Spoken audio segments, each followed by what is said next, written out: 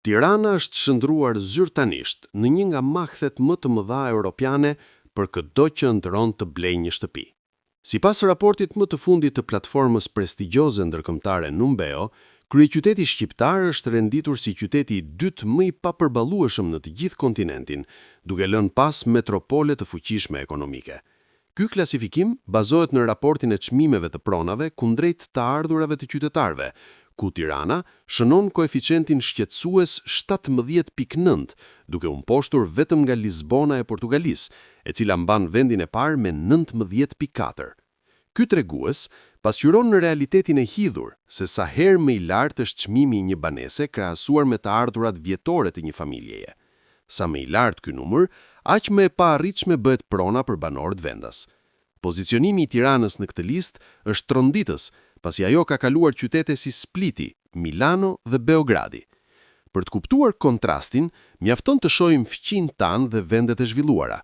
Ndërsa Milano qëndron në kuotën 17.8, Roma është ndjeshëm më e lirë për banorët e saj me 14.6, ndërsa qytetet spanjolle si Madridi dhe Barcelona rezultojnë shumë më të përballueshme, me raporte që variojnë nga 11.4 në 12.4. Edhe brenda rajonit Ballkanit, Tirana mban flamurin e shtrenjtësisë. Megjithse tregjet imobiliare në të gjithë fqinjtë tanë kanë pasur rritje, ato sërish mbeten më pas se kryeqyteti ynë. Shkupi ka një raport prej 13.4, ndërsa Zagrebi rezulton shumë më i përballueshëm se Tirana me një koeficient prej 11.4.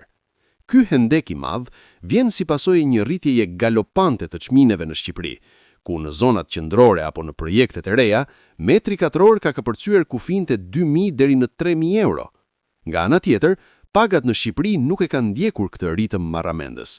Me një pagë mesatare që luhatet mes 600 dhe 750 eurove, blerja një apartamenti kërkon tashmë sakrifica ekstreme ose kredi të mëdha që zgjasin me dekata. Në fund të ditës, raporti Numbeo konfirmon një paradoks të trisht. Megjithse Shqipëria mbetet ndër vendet me të ardhurat më të ulta në Europë, shtëpitë në kryeqytetin e saj kushtojnë sikur të ishin në qendrat më të pasura të botës.